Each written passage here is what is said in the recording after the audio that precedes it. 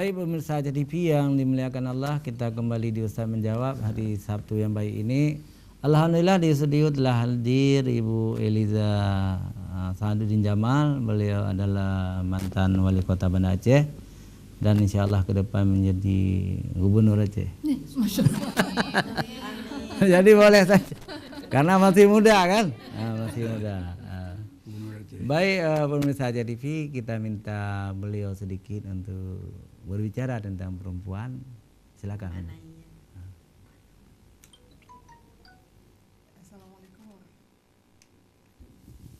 Sudah hidup, Mbak. Assalamualaikum warahmatullahi wabarakatuh.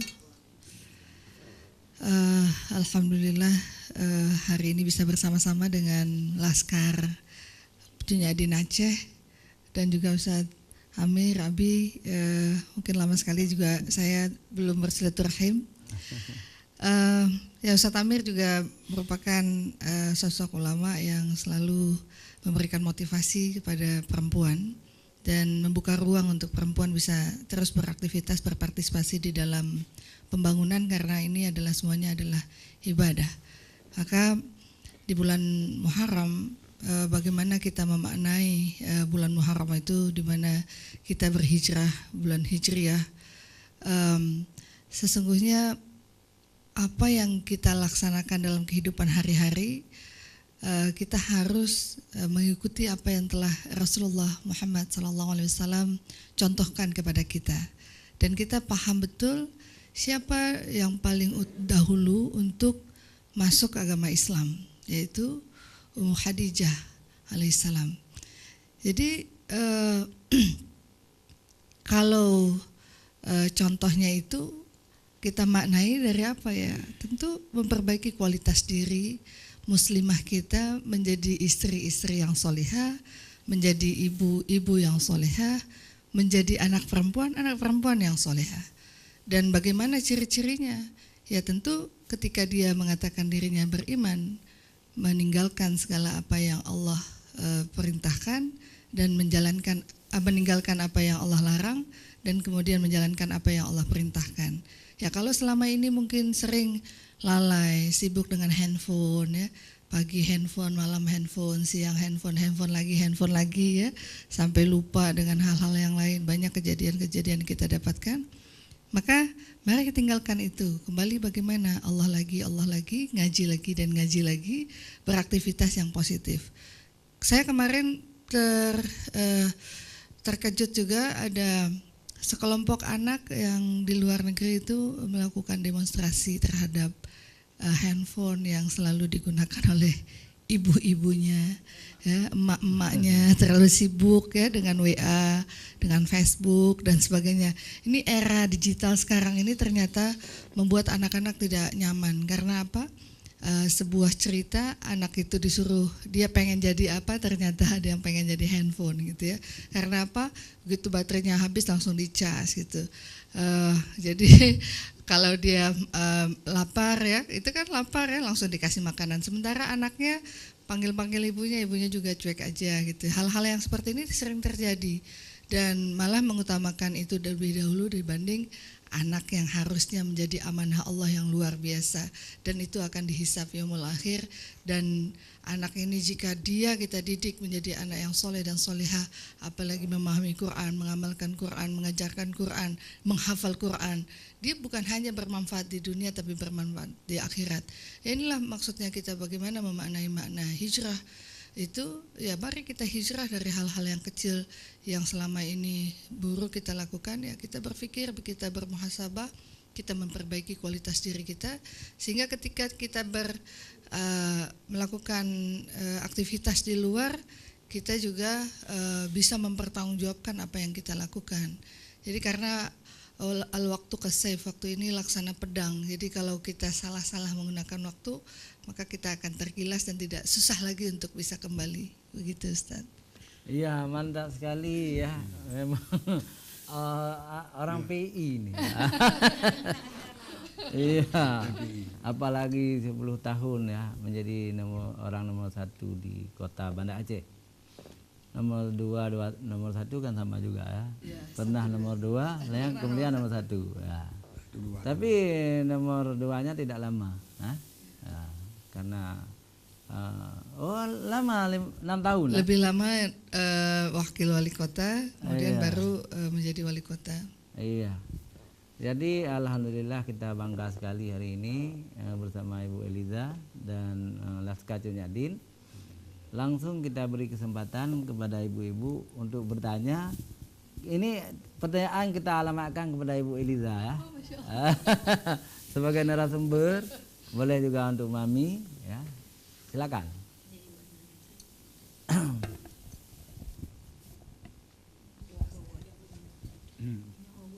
Terima kasih. Assalamualaikum warahmatullahi wabarakatuh. Berbahagia sekali pada kesempatan ini saya bisa hadir di sini dan saya tadi sudah mendengar sejenak yang dipaparkan oleh Ibu Eliza. Saya ingin sedikit bertanya atau mendapat tanggapan dari Ibu bahwa ketika Ibu menjadi orang nomor 1 di Kota Banda Aceh, yang sekarang ini terdengar ke Kota Banda Aceh disebut Kota Madani, dan Ibu bercita-cita memang semoga kita juga semua mengharapkan Kota Banda Aceh ini menjadi Kota Madani. Tentunya saya di sini ingin bertanya atau ingin mendapat tanggapan dari Ibu, bagaimana peran perempuan supaya Kota Madani di Aceh ini, di Kota Banda Aceh ini betul-betul dapat terwujud. Tentunya tidak terlepas dari perempuan, baik itu perempuan di rumah tangga, sebagai guru, dan juga yang ada di pemerintahan yang saat ini di mana-mana berperan perempuan.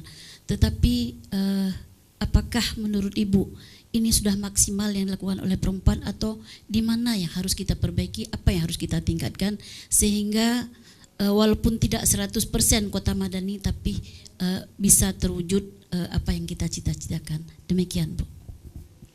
Ya, kalau kita berbicara tentang kemadanian, tentu kita berbicara tentang bagaimana Rasulullah Muhammad SAW membangun kota Madinah. Dan ini adalah sebetulnya cita-cita kita semua, ya. Dan untuk mencapai kemadanian itu kan butuh perjuangan yang luar biasa, terutama bagi perempuan yang menjadi madrasatul ula bagi anak-anaknya. Yang untuk hari ini kita melihat ketika 2012 di survei, itu kira-kira sudah 5 tahun kami menjabat di tahun pertama, partisipasi perempuan tertinggi di Indonesia dari wilayah yang disurvei oleh USAID, Fitra waktu itu, adalah Kota Banda Aceh. Artinya tingkat partisipasi perempuan di dalam pembangunan sudah cukup tinggi dalam partisipasinya. Tetapi apakah itu cukup? Tentu belum cukup. Karena itu dibanding wilayah daerah lain gitu. Dan yang paling penting adalah pemerintah juga harus melihat perempuan adalah sesuatu hal utama dalam mengisi pembangunan. Kalau perempuannya bodoh, perempuannya tidak cekatan, perempuannya tidak berilmu pengetahuan, ya, bagaimana bisa mencapai kemadanian? Karena bicara kemadanian itu adalah masyarakat yang tingkat partisipasinya tinggi, yang juga beribadahnya baik dan toleran. Perempuan kan juga bagian dari toleransi itu gitu. Tetapi masih juga ternyata ya masih kita sayangkan, masih banyak laki-laki juga yang menganggap perempuan ini harus berada di rumah saja. Rijalu qawamun 'alan nisa, disalahartikan di dalam asbab nuzulnya kenapa dan sebagainya. Nah, ini perlu di syiar dan dakwah. Maka kita berharap kemadanian itu dipahami, ya, dimengerti, bahwasanya kita mulai dari rumah mendidik anak. Jadi bagaimana peran ayah, peran ibu, Madrasatul Ula sudah dijalankan, bagaimana di sejak kandungan dan sebagainya. Peran ayah, ya bunayya la tusyrik billah, itu tugas ayah mendidik gitu. Ya bunayya aqimus shalah, itu peran ayah dalam keluarga. Jadi keseimbangan dalam rumah tangga ini peran-peran ini harus benar-benar dipahami siapa yang harus melakukan ini dan bagaimana ketika dia tidak melakukan, peran apa yang lagi-lagi yang harus diambil oleh ibu. Hari ini kan kalau bicara mendidik anak rata-rata hampir seakan-akan itu peran ibu. Kalau anaknya bodoh, anaknya ibu, kalau pintar anak ayah gitu ya. Padahal tugas pendidikan itu berulang-ulang dalam Al-Quran disebutkan itu adalah tugas ayahnya. Tugas ibu ketika dia dikandung, kemudian melahirkan, kemudian dia mengenal dunia, membuka matanya, menatap dengan kasih sayang, dengan doa, dengan ayunan dan sebagainya. Dan ketika dia mulai dia tumbuh besar, maka itu adalah Allah amanahkan kepada ayahnya gitu. Nah inilah sebuah kota kemadanian ini, masyarakat yang madani, smart people for smart city. Kalau dikatakan smart itu orang cerdas. Kota cerdas, kota cerdas itu nggak akan terwujud kalau masyarakatnya nggak cerdas. Siapa yang cerdas itu? Rasulullah mengatakan orang cerdas adalah orang yang ingat mati dan mempersiapkan kematian. Apakah itu sudah kita lakukan? Seorang pemimpin, apakah dia sudah mengatakan ku anfusakum wa ahlikum nar, jaga dirimu dan keluarga dari api neraka. Bagaimana dia menjaga rumahnya? Dia harus bisa menjaga rakyatnya. Dia harus bisa menjaga rakyatnya untuk bisa bersama-sama di jannahnya Allah SWT. Walaupun dia akan dibenci, walaupun dia akan tidak disenangi, karena perjuangan ini pastilah tidak semua orang pasti senang gitu. Tapi mereka akan senang ketika menutup mata akhirnya baru terbayang di sana waktu dia bisa melafazkan la ilaha illallah Muhammadur Rasulullah dan dia kembali ke jannahnya Allah. Ya ayyatuhan nafsul mutmainnah irji'i ila rabbiki radiyatan mardiyah fadkhuli fi ibadi wadkhuli jannati.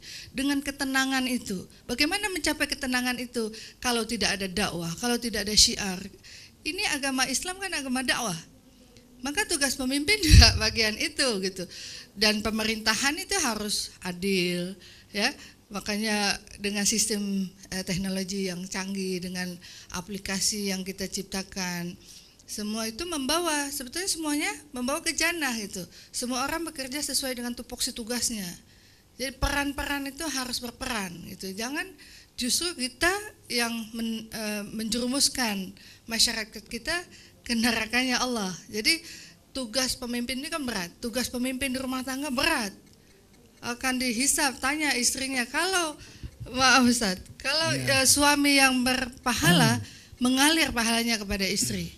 Kalau pahala istri enggak mengalir pada suami, sedikit kecuali yang dididik oleh suaminya. Kadang-kadang dia melakukan itu karena didikan orang tua, bukan karena intervensi suaminya. Tapi yang sebelumnya dia enggak berhijab, kemudian berhijab, pahalanya mengalir ya. Tapi ketika dosa istri, ini masalah bagi suami. Akan mengalir, dosa anak itu kan, itu akan mengalir. Maka kadang-kadang ini enggak sampai ke situ pemikirannya. Jadi hanya sekedar kasih makan udah, yang penting mau apa udah gitu, selesai, terserah. Ini kan juga pada masa Belanda dulu yang disampaikan kepada masyarakat, yang penting sholat, disiapkan masjid, yang penting sholat, habis sholat terserah mau ngapain. Kan enggak begitu. Maka enggak ada dakwah di sana, enggak boleh ada kajian-kajian dan sebagainya. Buat apa? Itu pembodohan. Antara agama dan aktivitas lain itu dipisah-pisahkan. Padahal agama itu inti dari semuanya gitu. Jadi maka bagaimana kita paham Quran, kita ngajak. Sekarang kan udah mulai timbul girah dari masyarakat kita, orang-orang tua kita yang ibu-ibunya udah mulai memilih pendidikan bagi anaknya, pendidikan yang punya basis Quran. Tapi tidak sedikit juga yang masih berpikir kemajuan seorang anak adalah ketika dia mengenal dunia. Dia bisa komputer, dia bisa bahasa Inggris. Ketika dia nggak bisa itu gelisah orang tuanya. Tapi ketika dia nggak kuasai Quran, orang tuanya nggak gelisah. Ini yang menjadi persoalan. Jadi dunia ini kan sudah terbolak-balik. Di mana posisi kita, maka semua itu kita yang ketahui. Nah, kemadanian ini kembali kepada cita-cita Rasulullah membangun kota Madinah, dan cita-cita itu terus harus kita lanjutkan. Maka waktu masa kepemimpinan kami waktu itu masih model, kita masih mencari model, kita masih jauh sekali untuk mencapai kemadanian. Baldatun thayyibatun wa ghafurun ghafur itu masih. Karena bicara tentang Islam, pemerintahan Islam, bagaimana ekonomi berbasis syariah, bagaimana bicara tentang tourism halal, bagaimana pendidikan halal, bagaimana kesehatan halal, secara substansial ini sangat luas gitu. seorang pemimpin harus mengambil sikap misalnya. Nah, misalnya sekarang nih lagi marak ya tentang vaksin MR itu ya, rubella ya, yang memang isi vaksin itu adalah dari babi dan bagian tubuh manusia. MUI udah katakan itu haram, Pak, maksudnya itu awalnya ini memang bahannya haram, tapi karena tidak ada yang halal maka dianggap mubah gitu. Nah, bagaimana sikap seorang orang tua mengambil tindakan itu? Apakah anak kita sudah terjangkit atau tidak? Bagaimana kita bersikap? Bagaimana sikap pemerintah? Ya kalau udah ada fatwa MUI, MPU dan sebagainya, ya sikap pemerintah kan menjalankan. Artinya ketika sudah kalau pada posisinya mudarat syariah itu boleh dilakukan. Tapi kalau tidak mudarat bagaimana posisinya? Ini kan harus ada kajian-kajian. Nanti ini kembali ke Ustadz Amir. Ya, baik. Jadi makanya hidup ini semua ada pilihan, tinggal kita mau milih jalan Allah apa jalan setan.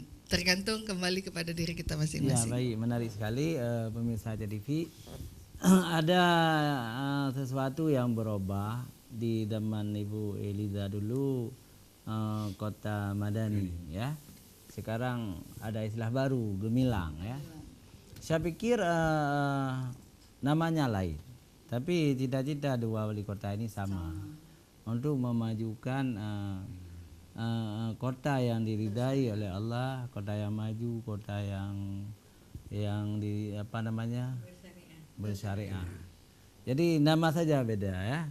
Ya, ini kan kegemilangan dalam bingkai syariah. Artinya ya saya selalu mengatakan fondasinya apa yang kami bangun, dan insya Allah kalau fondasi ini diperkuat, insya Allah akan mencapai kegemilangan. Insya Allah. Ya, dan insya Allah akan mencapai Madani juga. Insya Allah. Ya.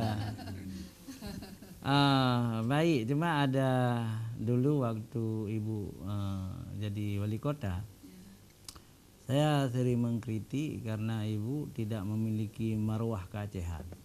Jadi seolah-olah orang Aceh itu tidak ada lagi yang bisa ceramah. Nah, semua harus dari Jakarta dengan mengeluarkan biaya yang cukup banyak. Dan kritikan saya itu diambil oleh Pak Aminullah untuk menjatuhkan Ibu juga waktu itu. Kalau beliau terpilih katanya tidak lagi diundang penceramah-penceramah dari Jakarta. Rupanya belum setahun terpilih sudah mengundang lagi. Jadi mengikuti Ibu juga. Ya Ustaz, kalau itu sebetulnya begini, kita kurang susah untuk menghindari. Sebetulnya itu bagian dari siasah atau strategi. Karena masyarakat kita ini masih belum menikmati yang namanya dakwah. Tapi senang ketika yang berdakwah itu orang yang populer. Ustadz-ustadz kita ini kan sangat populer, yang misalnya ada di YouTube, ada di televisi dan sebagainya. Kalau kita mengundang yang sangat populer itu, kita nggak mengeluarkan dana yang besar. Karena apa ya, saya banyak bersahabat, tinggal telepon, minta waktu dan sebagainya. Mereka juga nggak pernah minta dibayar berapa dan sebagainya, berapa yang ada, kemudian hanya kita siapkan tiket. Tapi kalau kita mengundang orang dari dalam, kadang-kadang malas datang, harus mobilisasi, harus ini, harus itu dan sebagainya. Jadi kalau mereka udah cinta dengan dakwah, nantinya akhirnya siapapun yang datang, mau dari manapun dia, mereka datang itu karena Allah. Kalau sekarang ini, wah pengen lihat, pengen dengar, senang, pengen selfie, ya masih begitu Ustaz. Nah, akhirnya mungkin itu juga terjawab kenapa seperti itu. Tergantung nawa itu tadi. Tetapi akhirnya kan ada kombinasi antara lokal. Karena kalau kemampuan orang kita nggak bisa pungkiri lebih bahkan kemampuan. Cuman kalau ustadz-ustadz kami kan ada dai perkotaan. Ustadz-ustadz dai perkotaan mengatakan walaupun ilmu kami tinggi, mungkin pola cara kami menyampaikan belajar. Jadi disitulah kesempatan kami untuk bisa menjadi mustami. Biasanya kami selalu yang berbicara, tapi kami yang didengar. Hari ini biarlah kami yang mendengar dan melihat bagaimana cara ustadz-ustadz di luar itu menyampaikan sehingga dia lebih menarik, sehingga dia. Nah, ini sebetulnya ada bukan kemauan, oh ini enggak ada, tapi nawaitunya adalah untuk bagaimana semua orang cinta dakwah, dan program itu dikembangkan dari kampung ke kampung, akhirnya semua akan hidup dakwah itu. Kita lihat dulu masjid-masjid banyak kosong Ustaz. Dengan adanya dai perkotaan, artinya ustadz-ustadz yang di kota ini sudah terakomodir juga melalui dai itu, ya. Dan yang namanya yang namanya politik, siasah, mau bagaimana merebut kekuasaan itu kan pola dan cara terserah lah ya. Ada di mana ada celah diambil gitu ya. Tapi setelah itu yang namanya kita bersahabat, yang dia strateginya itu menang, ya alhamdulillah berarti itu jalannya Allah. Artinya Pak Aminullah harus mengucapkan innalillah. Nah, ketika saya tidak terpilih, saya mengucapkan alhamdulillah. Artinya beban berat yang Allah titipkan ke saya, amanahkan, udah diambil gunung yang besar itu. Sampai sekarang orang bilang, Bu Eliza kok tambah muda? Ya iya, gunungnya udah diambil. Pasti mungkin Pak Amin ya agak tua. Saya punya harapan waktu itu, Ibu harus jadi wakil gubernur gitu ya. Tapi karena Bang Tarmidi mau naik, saya pikir nggak cocok juga melawan Bang Ipar gitu kan. Karena begini Ustaz, hidup kan kita udah Allah atur. Nah, inilah sisi inilah kita harus lihat. Niat kita harus lurus karena Allah. Saya sering tanya sama anak-anak, apa maknanya, apa bedanya antara orang sukses dan orang yang bersyukur. Kalau orang sukses, dia akan senang mendapatkan apa yang dia inginkan. Tapi dia bisa jatuh sejatuh-jatuhnya ketika dia kehilangan yang dia raih itu. Tapi orang yang bersyukur, dia menginginkan apa yang diberikan oleh Allah SWT. Sehingga apapun itu dia akan syukuri dan dia akan biasa saja menjalankan kehidupan. Nggak ada yang ceritanya dia jadi post power syndrome, nggak beraktivitas lagi, nggak berkomunikasi dengan masyarakat. Ya itulah yang perlu kita jalani. Hari ini kita di atas, besok di bawah, besok di samping, roda akan terus berputar. Baik Ibu ya. Pemirsa jangan kemana-mana, kita kembali setelah jeda iklan berikut.